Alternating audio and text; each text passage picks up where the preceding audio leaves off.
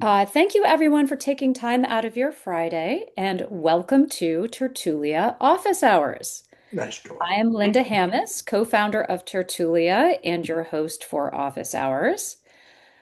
Great to see some familiar faces, some new ones, some new names. Um, Today, we are going to talk about Substack. We're going to talk about its rise, its prominence, what it is, why it has become over, I would say, about the last 4 years, a very central conversation in publishing and author communities. And we chose this topic for a few reasons. Authors hear constantly that they need to develop their platform. And it's hard for authors often to know whether whether a certain platform is right for them and kind of separate the signal from the noise on, certain platforms that get a lot of attention and a lot of hype. And we happen to have on our team a Substack expert who worked several years there during Substack's ascent in popularity and can really speak with a lot of expertise and authenticity about what Substack is actually good for, who it is for, how much it really takes to make this platform meaningful, and how it could fit into your career as an author and a writer and an expert in your field, depending what your goals are. So let me introduce Roberto Ascanio. If you could spotlight him, Ilea, thank you. Roberto works for us here at Tertulia on marketing and product innovations. Previously worked at Substack and brings that insider perspective. And I'm going to just kick it off with a few interview questions for Mhm. Roberto, and then you can kick him some questions as well, and we'll open up the conversation because we know, as always in office hours, that your experiences and insights are often more valuable than the ones that we even bring as you guys share with each other. Roberto, for those new on this call, what is Substack anyway? I think of it like if a media company and a podcast and a book and a serialized old-fashioned newspaper column like had a baby and exploded it in social media. But I don't know if that's very helpful. What do you think it is? No, I mean, I guess all of the above. But first of all, hi everyone, happy to be here. And I guess the simplest way to put it is Substack is it's an email newsletter platform that has been building a social network on top of itself. And I think that order matters because at the core, every subscriber gives you their email address. And that is an owned relationship. And then Substack layered discovery and community features on top. We have Notes, which is a short form social feed, kind of like Twitter X. We have recommendations, publishers referring readers to each other. There's chat, there's live video, there's different features to build a community and to for discovery as well. And the reason it confuses some people is that it does a bunch of things. Like I said, newsletter, blog, social network, podcast, video, but none of them as deeply as a dedicated tool. But what it does better than most is it makes it easy to publish and to get discovered in one single place. And while you own the subscriber relationship the whole time, which is what I think is the most important thing. Great. Okay. So it's a newsletter platform at its Mhm. heart. They've layered on this discovery layer, treating it a Yeah. bit like social media. So you've got these notes where you recommend, write a shorter post than a longer instead of a longer Hmm. post, or you can recommend each other. But what about the whole like subscription element? Like, Yeah. tell us a little bit more about like monetization. Like, do you have any idea how many people on Substack are actually making money from it or charging? Oh, Are yeah. they mostly free? Are they mostly paid? That's a great question. So mostly free, mostly paid. I think it's kind of like really a mix, half and half. I think. Uh, so stepping back a little bit. So the main building blocks of Substack is posts, like I said. It's long form stuff, right? Like essays, interviews, and that goes out via email to your subscriber list. And there's no algorithm involved there. Then we got Notes, which is kind of like Twitter X-ish, and it shows up in the social feed that's visible to the entire Substack network. And there is an algorithm involved there. And like I said, recommendations. And then to talk about monetization, you monetize on Substack with paid subscriptions. So you set a monthly or annual price, and then some of the content, you can put behind a paywall. You can post it free. It's completely up to you. So in Substack, will take 10%. And the key thing to understand is that free subscribers give you their email. Paid subscribers give you their email and their money, and both are yours if you ever leave. And you can always export your full list anytime. For example, if you want to upload your list to your Tertulia site to email your readers from your site, that's very important. Um, and yeah, if you think about it, if Instagram or Twitter X stop existing, you lose everything. But if you own a subscriber list, that you can take that anywhere. So that's platform agnostic, which is very, very important. So I mean, to your question, like who posts free, who posts paid, it's completely up to you. There's different strategies you can apply here. So, as a former magazine publisher, I watched Hmm. Substack grow with interest because it really hit this kind of zeitgeist moment when media had this reckoning with a business model that was no longer sponsorship or advertising. So, to be clear, is there any advertising on Substack or a role for that? No, not natively at least. I mean, some people have like sponsors and whatnot, but natively on Substack, there's no advertising. Yep. Yeah, you only monetize via subscriptions. Yeah. So I think it's very appealing for a lot of authors. I mean, people love Yeah. that there is no sponsorship and advertising, especially for Hmm. those in the, journalism, non-narrative, long form fiction, nonfiction, et cetera. Okay, so we've got a picture of what this platform is for those who are new to Substack. There's posts. You can also do chat and video now. And there's some discoverability element. And Yeah. importantly, you are collecting email and building an audience that you own. Yeah. Super valuable. But why authors? Like, why should authors be on here? What types of authors do you see benefit the most from, or grow the most from, or engage the most deeply on Substack with Yeah. what genres, what type of authors, where in their careers, et cetera? Yeah, no, that's a great question. I guess like a few things converged that made authors start using Substack. Um, Social media had become unpredictable with, algorithm changes, reach collapsing. The connection between posting and being seen got unreliable, really. Like you could have 1 million followers on Twitter, X, or Instagram, uh, but that didn't mean your audience will get your content necessarily. And at the same time, that there was this growing conversation about platform dependency. Like I said, you can have 1 million Instagram followers and still reach almost none of them organically if Instagram decided uh, that's the case. So Substack offered direct access to your audience, right? So when you send a post to your list, it lands in their inbox.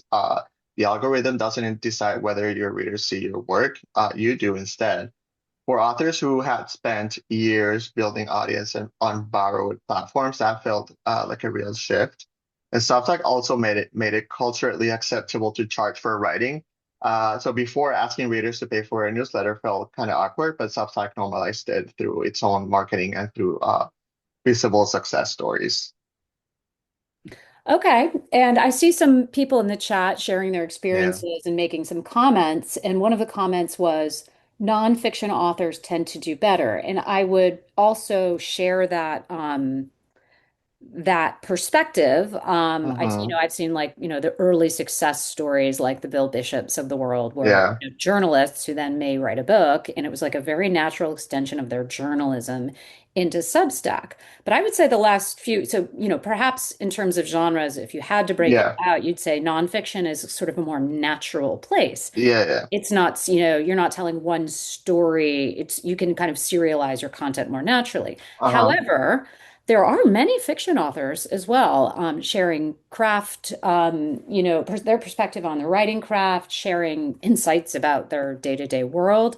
What are your thoughts on like why that is? Like why did fiction authors also start gravitating to Substack? That's a great question. I guess like so you talked about nonfiction authors, and Substack is obviously useful here because the expertise that made the books is renewable. The book is a distillation. So the Substack is the ongoing conversation, and many nonfiction authors find their Substack actually feeds their next book. reader responses, questions, pushback, surface what the audience actually wants to understand. Uh, but I mean that can apply to any kind of author, not just nonfiction. And I guess like the discoverability aspect of Substack is what has made it very um, appealing to all kinds of authors. That's a really interesting angle, by the way. I want to get into whether or not Substack sells books, so to speak. Okay. But before we do that, what you just said, Roberto, about sometimes a book comes out of your Substack, it sort of used Hmm. to be maybe you wrote a really great Vanity Fair article and then it became, that's the Patrick Raddenkeefe type model, right? Uh-huh. Then it becomes a book or, and I could see that. But what I think is really interesting about Substack is that you can actually test out reader interest. So it's Yeah. you have the metrics, you have the engagement with the audience. It's not like a big media platform where you put out an article and you may or may not know what kind of traffic it gets. Or in the old days, you really didn't know anything about audience reception. Yeah. And not only do you know traffic and subscriber engagement and likes, but you're actually literally having commentary and exchanges with people. I'm interested if you can think of any authors who actually were had sort of a big following or growing following on Substack and were kind of incubating a book or kind of came, maybe there's many examples who Yeah. were sort of inspired to write out of that, not because they were necessarily sharing their reporting that laddered up to a book, but because they Yeah. like literally got so much strong feedback and engagement from readers.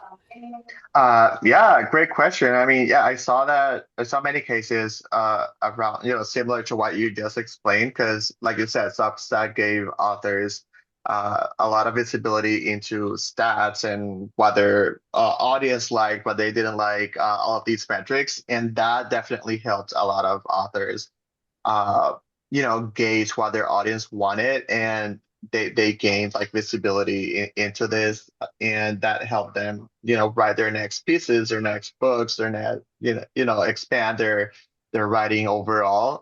So yeah, I mean, having that all that visibility is extremely powerful, and yeah, that's why a lot of authors have found Substack to be really a really good platform for growth and discovery. But here's the thing. I already see Gemma in the chat kind of getting to one of the big questions. You cannot sell your book there. Not directly, So she was kind of asking, which of course is a very big focal point for our conversation Yeah, today. Why have both? Well, I mean, my yeah, answer to that is I have a lot of answers to that because I'm certainly biased as a co-founder for Julie. But yeah, you literally cannot sell your book there. So what do you think about that? What about having, yeah. both? Like it's quite a bit of time. So I think my question to you is like twofold. How much time and effort do you see authors who are either writing books or have already written books putting into their Substacks? And then why be doing that and cultivating a blog or Yeah. updating their website? What's the relationship there? Okay, so kind of like website versus Substack. So how do they coexist, right? So the problem Substack solves that a website doesn't is distribution.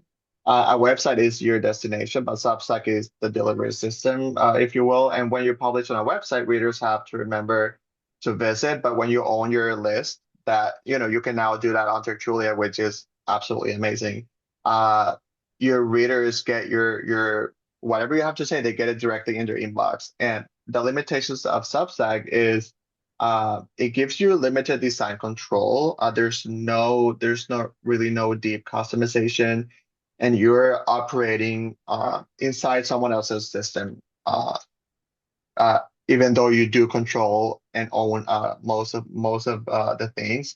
If they change terms, algorithm, pricing, you will be affected, and that's why having your own website is always a big pro. And the platform also is not optimized for what an author website does well, showcasing a backlist, presenting press and awards, hosting a media kit, giving booksellers and librarians a professional landing page, for example.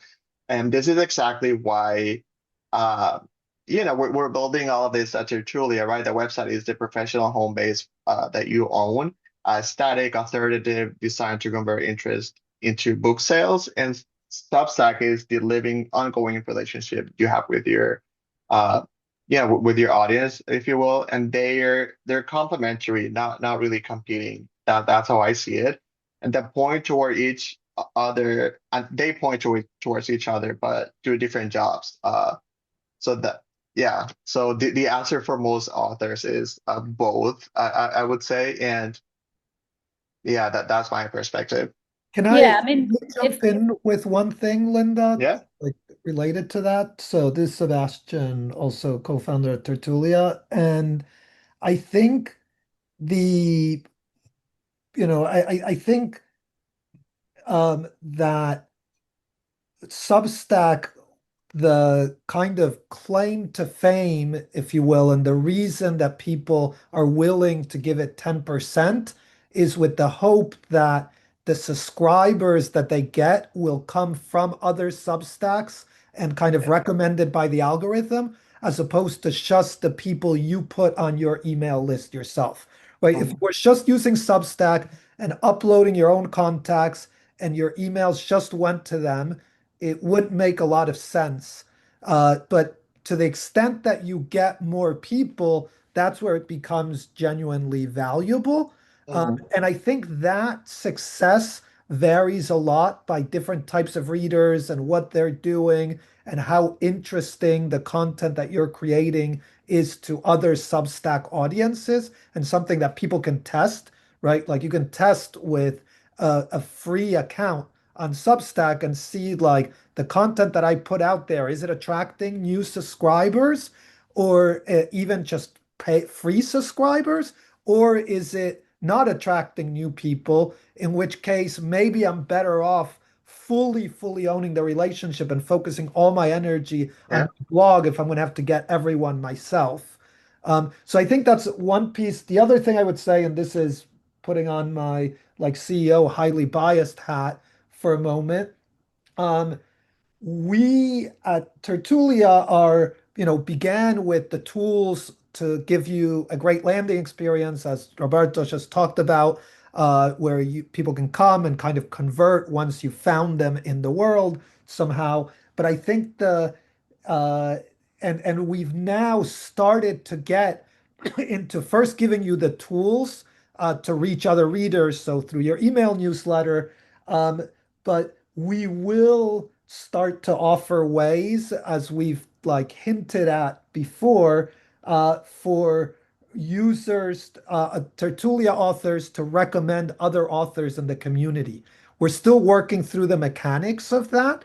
And so, if you think of Tertulia today as like your author website and you have maximum control and you own your audience, etc., and Substack as an email marketing platform that also has distribution, our goal is to add distribution as well. Mhm. And I'm not saying, it's like because we have distribution doesn't mean that you get off Twitter or Substack or something else. It depends what audiences, what platforms work for you and where you find your audience. But at the end of the day, I think if someone is giving you tools and you're paying for those tools, you find the tool set that's more valuable. But when you're finding an audience, it's which platform can give you your unique content, does it resonate with and actually bring you new people? And to the extent that it brings you new people, that's the like, if you're paying for distribution on that platform, that should be kind of your deciding factor. As opposed to like, okay, I'm getting my tools. I need my tools from somewhere. I need my website from somewhere, etc. And that's a different kind of value. So, okay, uh, Yeah. end of Tertulia plug and kind of hint at future. somebody has to do the infomercial on every session. Why Yeah. couldn't it be both of us? Or all of Right. us? No, I appreciate that, as well as Bill in the chat saying that he promotes Tertulia on his Substack. That's really what Yeah. y'all should be doing. I saw No, that. but, Yeah. thank you, Bill. No, I mean, if I had to break it down, I mean, I see it like this. Like I agree with Sebastian that it's like you don't stop going out to like find new audiences to discover just because you've built up your website, you've built Yeah. up your blog and your own audience. You're always continuing to engage, whether it's in a micro community in your field of interest or whether whether it's on in social media. So of course, I don't think, in my view, it's not at all either or, but I do think there's a lot to be said for what Roberto said about how it's not customizable too. Like, and the two truths are that one, it is not customizable in any way, shape, or form. Whether or not you like it, we are moving to a world where we all individuals have a sort of stake in having a personal brand if you're an author or a thought leader. And having a home base to bring people to engage with you is just part of that. And Substack is like the tip of the spear to lure them into your website, is how I Yeah. see it. And two, you cannot sell books. I think there's some chatter in the chat about this, but you can link to them, but you don't know. You're never going to know whether or not somebody links off to, go to Amazon and buy your book. And I've heard many authors in the traditional publishing world complain about that with Substack, Yeah. trying to figure out, oh, can I link, sign-ups to my sales? No, you can't. So I Hmm. think, for those of you who are selling direct, you're already on that train on Tertulia, where you're like, you want to not only own the audience, but be selling directly to them. So, I mean, those are Yeah. kind of just fundamentally, fundamental benefits that you don't get. But it can be very powerful. All right, let me see what other questions I have because I see there's going to be a lot from the authors on this call. Any common kind of myths or things that, are mysteries about Substack or insider things that we should know? Uh, You can say no. uh, I mean, do you have anything in mind, like specific? I mean, yeah, I'm trying to think if there's any insider thing I can I share. guess, yeah, no, I guess like maybe not myths or insider things, but I think like one angle I've heard, and this might be me coming from a journalism background, is it's not some kind of get rich quick scheme where you're going to own your Oh own yeah, no. media company. So conversion, like anything you want to share about like conversion to a paid subscription. Like personally, if I Right. was writing a book, I would not be focused on converting to a paid subscription. I would be collecting emails and bringing them over to my website. But how, Yeah. how easy or hard, or are people delighted and surprised that they can actually get paid subscribers? So generally, yes. But yeah, to your point, is it easier to convert people to paid subscriptions? From what I saw being inside of Substack for a few years, it's if you already have an engaged audience that you're bringing to Substack, it's easier than building from scratch on Substack. Because while there's all of these discoverability features, it's still, you're still competing, right? There's still an algorithm within the Substack network. So if you already have an audience that you import your Substack and you start emailing them, and you have like a good strategy for your content, then yeah, it's easier to convert them to paid subscriptions. Otherwise, it's not as easy. It's not like get rich quick. Kind of, definitely not. Okay, super good follow-on question from Yeah. Alex in the chat. She had heard that unless you charge, Substack will not recommend you. So therefore, you are algorithmically handicapped because you are not focused on converting, which of course is Substack's business model. I'm sure that's like you got to think your comfort level on Uh, how much you can share no. there or what you know, but I don't believe that's something that on the face that Substack advertises in any case. Like that may some be de facto true, but you understand my question? Yeah, no, I understand the question. I don't think that's true. Yeah, I never saw any of that. I think like the algorithm just surfaces like within the Substack feed.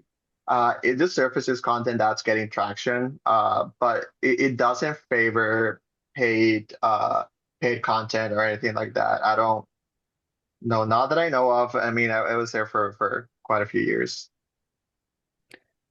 That's very helpful. Okay, Yeah. that's interesting. Thank you, Alex, for that good question.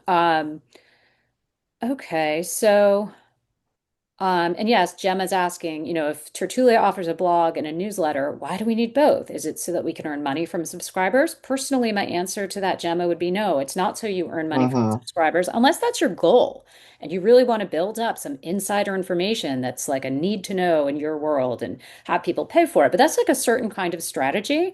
I think that if at the end of the day you want a wider, broader audience for your book, Yeah. and you want more engagement over time, selling backlist, finding more readers in your genre, it's more about that than about, Hmm. making money on the subscription. I think it's like a really important clarifying point for authors as opposed to Yeah. sort of experts in, whether it's wellness or other, fields where you may or may not be an author, but you're looking to monetize your content. Yeah, yeah. Like I said, for authors specifically, it's just a way to find more, more people, more potential readers, potential buyers of your book.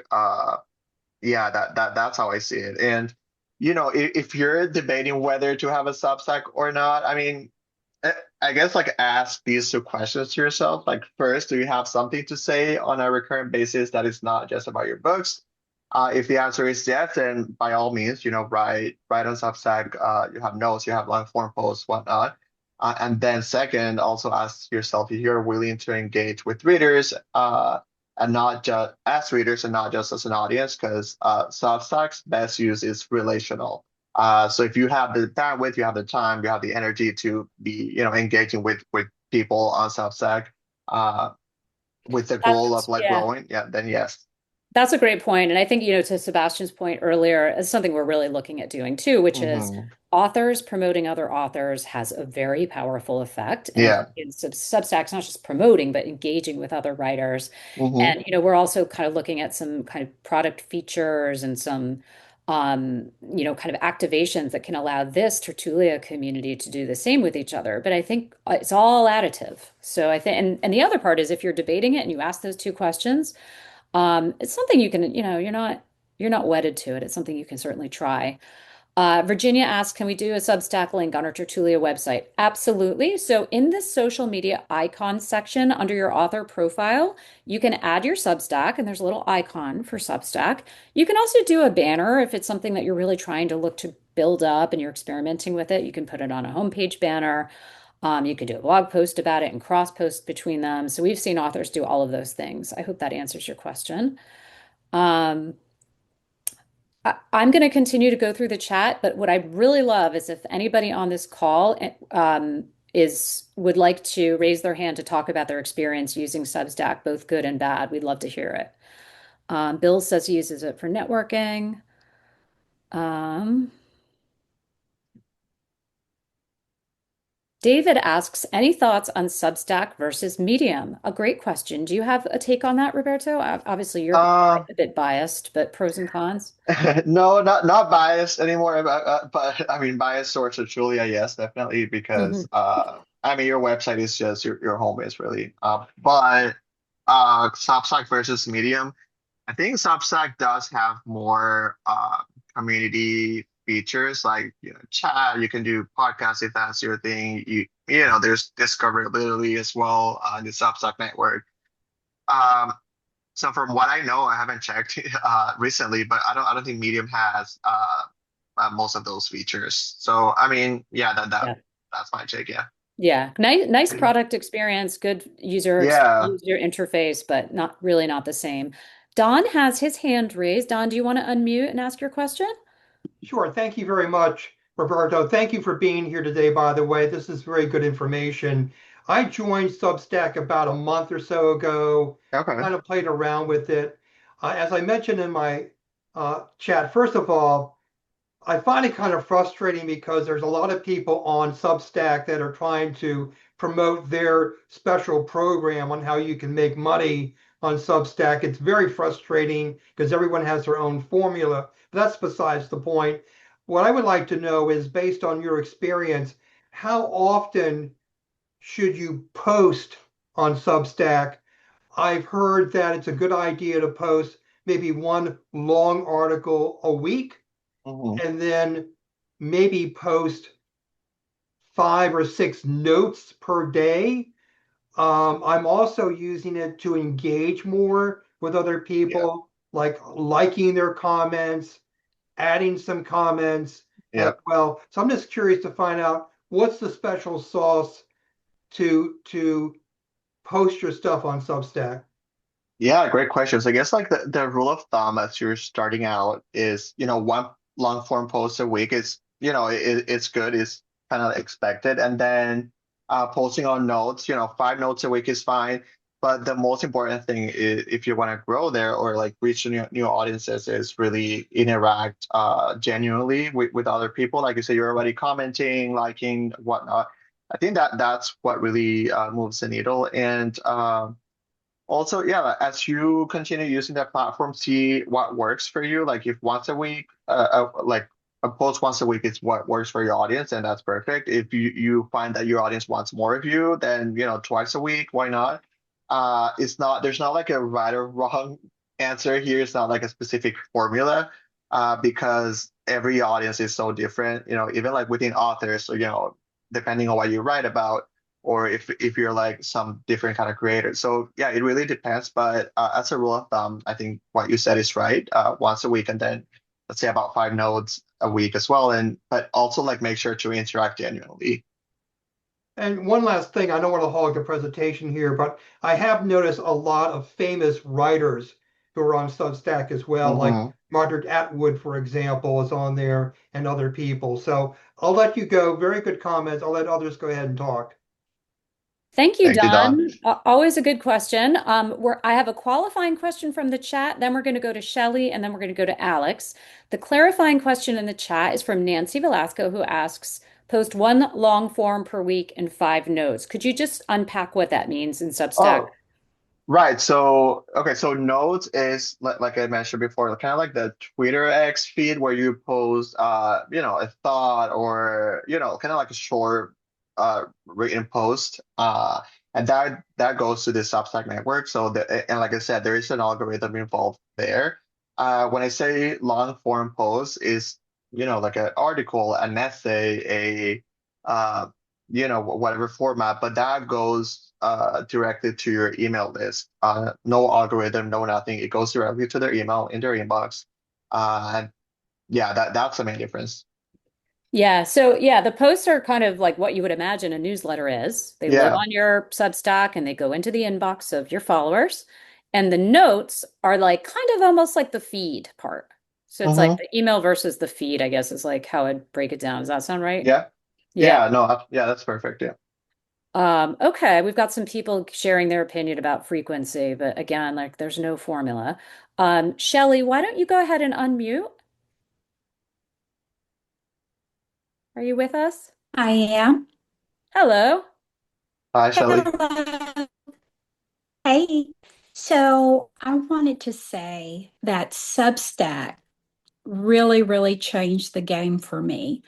I had tried WordPress, I had tried Shopify, but when I went on Substack and I started sharing a monthly newsletter and posting, putting notes in from time to time, I have a creative living over 60 community that I'm building on Substack.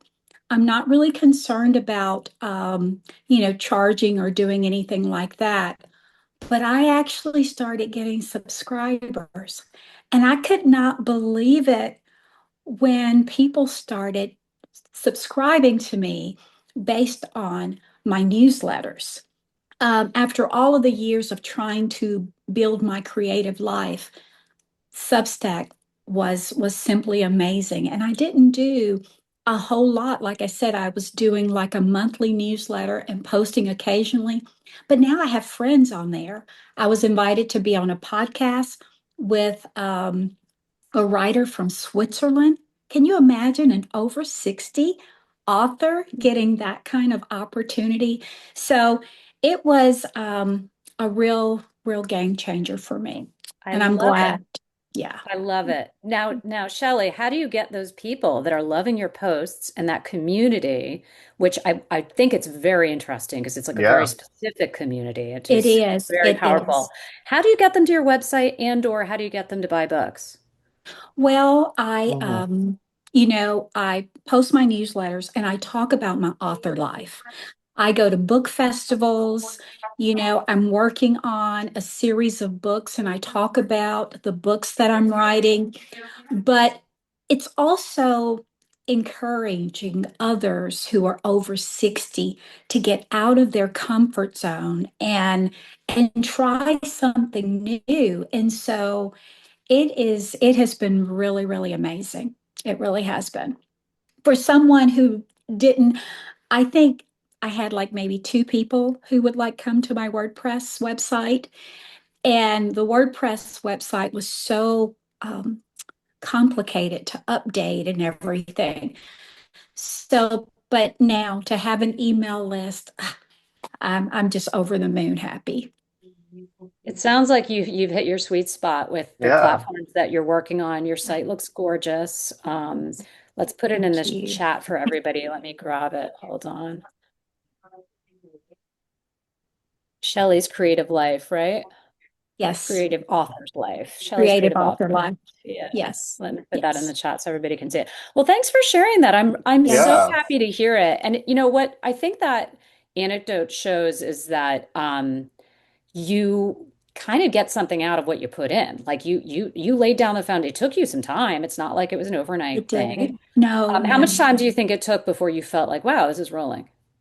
So I actually started just with WordPress in 2022. And so I've been on Substack for about 6 months. Oh, that's it. Great. And I had been on WordPress, I had been on Shopify, and finally I was just like, this is not working. And Substack, it changed the game. It changed the That's game good. for me. That's good. Nice. Yeah, yeah. That's great. I'm so happy to hear that. Cool. Well, thanks again for sharing that. Your site looks great. I put it in the chat. Everybody check it Mhm. out. Thank Um, you. yeah, thank you for joining. Um, Alex, are you in a position you can unmute or are you off? Can you join us to talk about your Yeah, consideration of going on um, Substack? sure. Can you Yes. There you are. Hi. Good to see you. hear? There you are. You're unmuted. Great. Okay, so you're thinking about it. We're going to workshop this here. We're going to talk about it. What are you thinking about sharing on Substack? Like, is it around your books? Is it around your journalism? Other thing in your creative life? What is sort of your goal? Is it growing your audience? And we're going to talk about kind of what the effort might look like. Um, I've been back and forth about Substack for over a year, and I started thinking about it before the release of my latest book, in 2025. But I just can't get excited about it. It's not, it's not, I just can't get excited about it. But I got Doge from USAID 15 months ago, and with the evisceration of the international development sector, it's been hard to find a job. And so I'm thinking maybe I should pivot and be a full-time freelance writer. And I'm also an educator, was an educator. So I was thinking about a Substack, about big life changes. I mean, my last book was about going to Iraq for 10 years, and I did that in my mid 40s. So I'm accustomed to making these very kind of unconventional changes at a late age in life. And so I'm thinking about doing it again and taking like 8 months to go work in countries that are cheaper to exist in while I finish my next fiction book. And so I thought maybe I would create a Substack around that, like about, choosing adventure over convention. I think that's like somewhere around the brand identity, the brand Giving me the DNA. shivers. Oh, really? Yeah, I love it. I love that Thanks. for I always think my ideas are you. dumb, but sometimes. Very exciting. Well, first of all, I'm sorry. I know that the post Doge world is like a hideous time, and we're rooting for you here. And I can imagine that as you sort of look at all of the options out there, you want to use your time extremely strategically. And if you're not excited about a Substack and you're sort of like, I should do it, I mean, my recommendation is like, don't do it until you feel like the inspiration strikes. I'd look around at what other people have done and you're like, oh, that's fun. I could have done something like that. Or once you figure out your life pivot where you're like, you know what, I am going to move to this place and this is like how I'm going to go about it, where I am getting deeper into education. Personally, I would be thinking more around the theme of what I want to be writing and sharing about, which community I tap into. I mean, think of Shelley's case, right? She had a community that it was like a magnetic thing, right? Because you're all in an over 60 situation, you're all seeking creative life. Like it's almost like if you just start a Substack, it's like going to a party and not knowing who's going to show up and if you're in the mood to like talk to them. And so, in my mind, like, sure, it's always good to network, but we have finite time here on Earth, and you have finite time as you're looking to make your next move. And I guess I would say you should feel excited about it if you're going to put in the effort. You're writing books.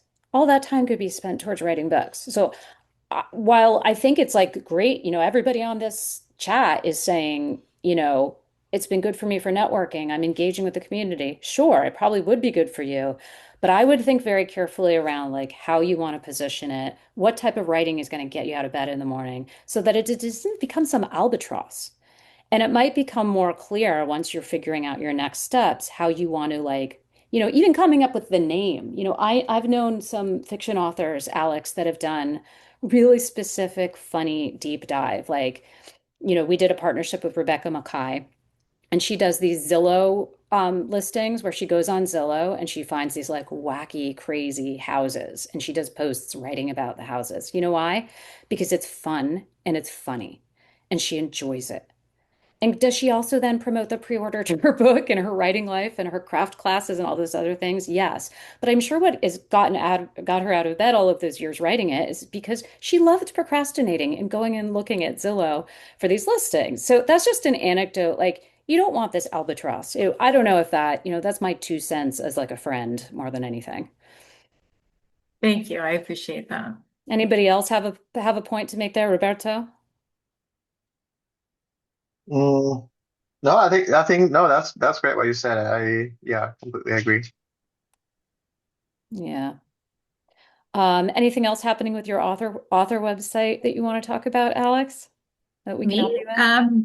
I'm super stoked to be on Tertulia. I was on LinkedIn and Facebook and Instagram singing the praises because I'm such a Luddite that I would have never, if you guys hadn't helped me at AWP, I'd probably still be procrastinating and using my old shitty WordPress website.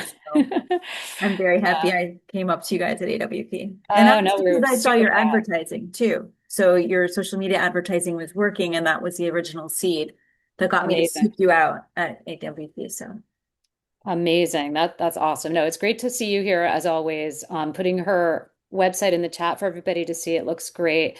Good luck with everything. Always here to chat about your author platform, how we can be of help, and look forward to remaining in touch. And thank you for singing the praises of Tertulia. It makes a big difference when you all do that. thank We you don't for want to be everything you do to advertising on support us. Meta. We would much rather people like Alex Poppy doing the advertising for us. Thank you. All right, let's see what other questions we have coming up here.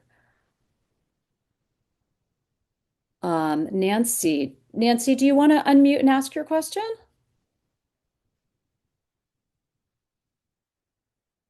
I'm just wondering the time that I spend just scrolling through Facebook, Instagram, would it make sense to just cut that time and go over to Substack and check out info there? Is it similar? Is it more just business stuff?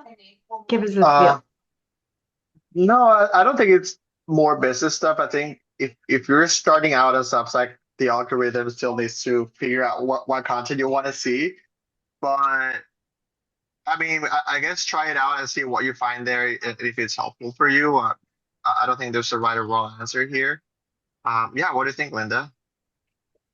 No, I don't think there's a right or wrong answer. I think it's Yeah. like what's your goals, right? It's like I think, with Substack, like one of the nice things, and I think Shelley's example is good, is that you can go in depth on something and there's in-depth information there. But I think it's really about your goals. Like frankly, like I would tell a lot of people who are busy with working a full-time job, they're writing on the side, they have a family, and they're got their website and they're building their newsletter list at events and their local library, their author group. I don't know that like you need to also add Substack to your, it really depends on your goals. And I think like it's I hate to talk out of two sides of my mouth, but if your question is like based on taking stealing time away here to go over there, I think social media can be a like massive drain on people's time. So I would encourage anyone to like look at how they're spending their time and scrolling through social, but I don't think it necessarily is some kind of like magic bullet to go over and spend your time on Substack either. I think that both of them can be an enormous time sink. What I would say is what's nice about Substack is that there's in-depth writing, right? It is a platform for longer form writing. So it's really just what you want to get out of it in terms of spending that discretionary time that you have. I don't know if that answers your question, Nancy. Is it similar to LinkedIn? Because I do end up going over there and to write longer stuff, but I'm wondering if does Yeah, it just it's a duplicate good that? question. Yeah, so LinkedIn started a newsletter product some years ago, and it's sort of like serializing longer LinkedIn posts as a newsletter. But I don't see that really as competitive to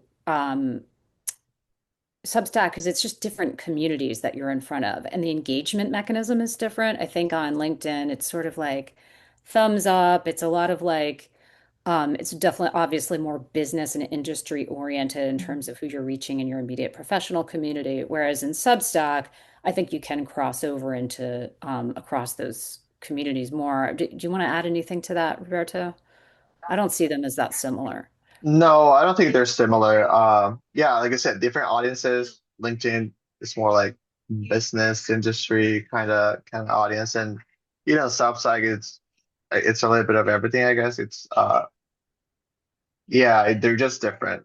Well, and I would say just very simply, I mean, Substack, when you go to LinkedIn, you are primarily going to engage like your kind of professional life.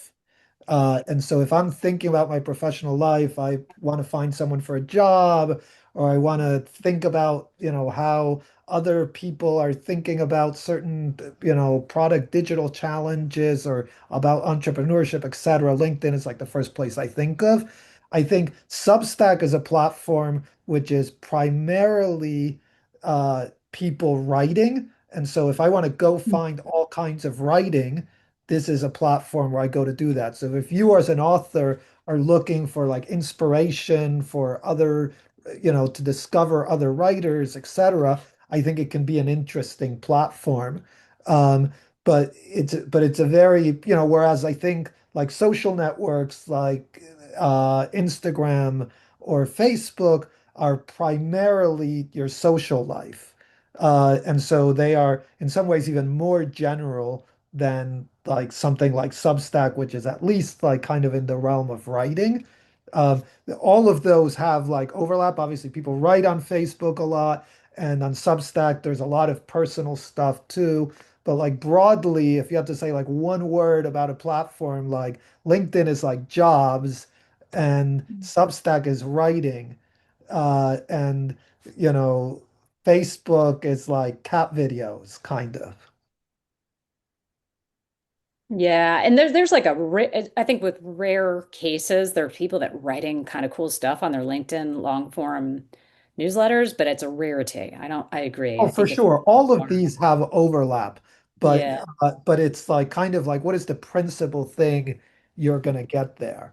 And then of course to like Roberto's point, like within the realm, the form of writing, short and long form, on Substack, there's every topic under the book in the same way that, if we went around 120 people on this call or so, there is, there would be all sorts of topics. So if Great. I want to reach parents for children books or even the kids themselves, Substack or where? That's a good question. There are some Substacks that have been very successful. Do you know Melinda Wenner Moyer?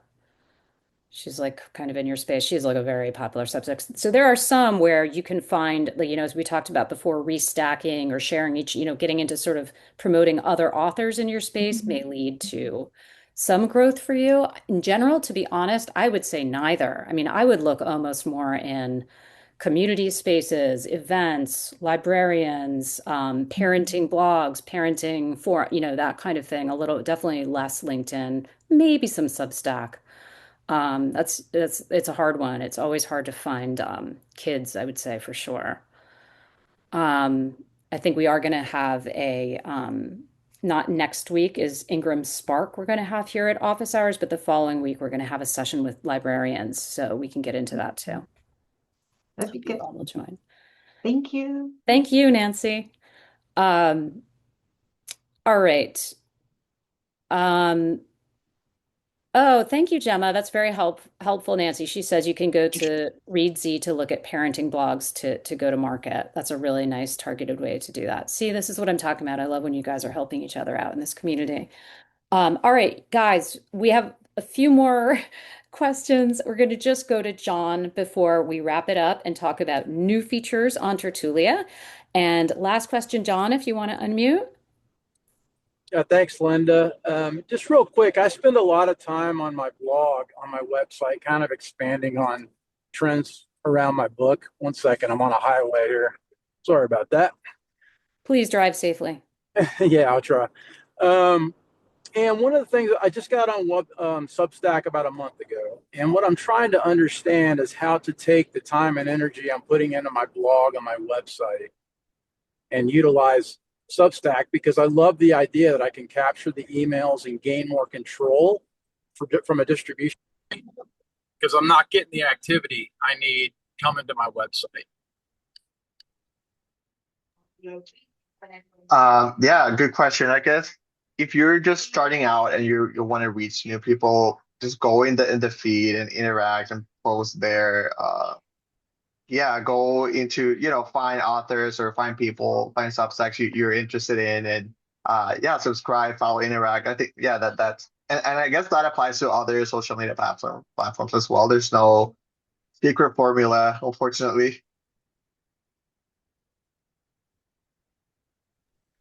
So would Yeah. you recommend? So would you recommend like just posting the link to the Tertulia website blog, or how do I how do I utilize the platform to drive the people to the Right. Tertulia website? Oh yeah, I mean, just post your website there, share with people there that, like-minded, and yeah, just share your website. I think because your website is like I said before, it's your home base. It's Substack, you can reach new audiences, but ultimately you want to bring them to your website. I think one other quick comment is that I think with all kind of content strategy, right? It's like balancing how much you're giving people versus asking of them. So if like every post is like a link to your Tertulia website, people are going to get bored of it, right? But if you're like giving back, engaging with the community in an authentic way, lending your expertise, and then occasionally you're like, by the way, if you like what I'm saying, come check out this long form thing on Tertulia or whatever, then that's going to be more effective. Thank you. Thank you, John. It's a big topic in terms of growing the audience. So, obviously, it's something we touch on in every office hours and will continue to. That's a good segue. I want to remind everybody on this call about announce one new feature and show you how you're able to take advantage of them. And one of them is the newsletter pop-up. So I think Sebastian talked about this last week when he hosted office hours, but for those of you who didn't make it, just to remind you, if you are a pro subscriber and you're sending email from your site, growing your list, we've got a whole long roadmap of things we're developing on email. And one of them that went live last week on Friday was the newsletter pop-up. You can go to so you go to design in the editor and then down to sign up pop-up. And there you can design which books, colors, language that you want to have to greet your users who come to your site and get them to sign up for your newsletter. You can include your reader magnet on there.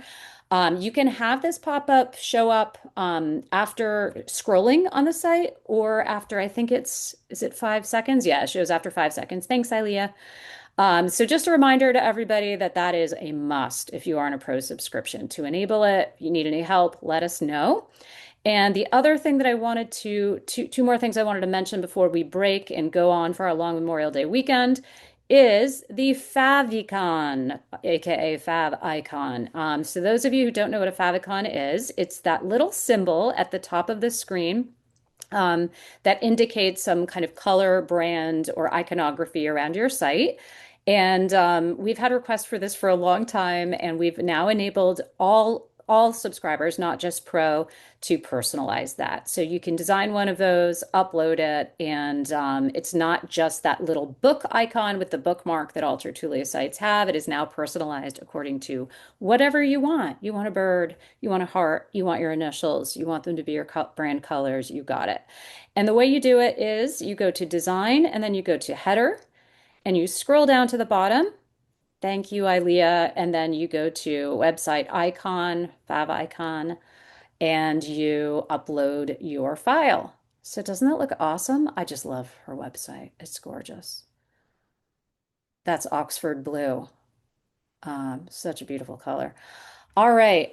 Roberto, thank you so much for sharing your thoughts and wisdom on Substack. Sounds like we probably could have had a much longer conversation about Yeah. everybody's individual case and how they think they should use it or not use it. The long and short of it is, it sounds like some people have had a lot of success on this call with Mhm. between their website and their Substack, going back and forth between them, and could be an opportunity for those of you who haven't tried it out. Always happy to answer questions in the inbox. And finally, before we break, I will remind everybody that we have a special opportunity in May to have a glow up on your website. What's a glow up? It's kind of like the, makeover you wish you had when you'd actually slept a full night, you felt good, you felt hydrated, and you're you're feeling like you actually really want to send people to your website. And it's not that you don't like it the way it is, but you think it could really use some polish, some sharpening, a little bit of professionalism on the design front. The two packages that we have, for those of you who haven't seen this or weren't here last office hours or didn't get an email about it, are a basic glow up package where we apply kind of professional color matching, fonts, etc., that either reflect your preferences or your book covers, complement your book covers. And we also look at, formatting and layout on your homepage, best practices in terms of the modules that you showcase on your page, do a little QA around your site.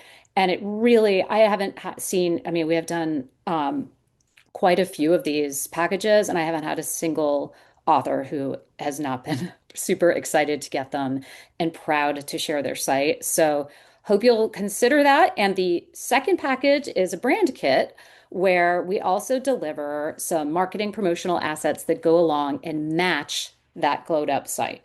So you've got social media post graphics. You've got a customized favicon, which you can upload to your site, and we can do that for you. Newsletter pop-up customization. And what am I forgetting, Ilea? Um, oh, QR codes, which we've talked about a lot in here. People are using these to put on their business cards or bring to events, and we match them, and it's incredibly cool with your branded colors and your branded logo. So having a lot of fun putting these together for you guys. And until the end of May, we have some slots left. I'm going to put the sign up form in the um, chat for everybody. And we happy to answer any questions about the glow up. But we really saw that um, even people that are like pretty clear on exactly what they want would sometimes kind of struggle getting their vision off the ground. And, our team knows the platform the best. So we're really able to kind of take, your ideas about what you're looking for and make them a reality on your site.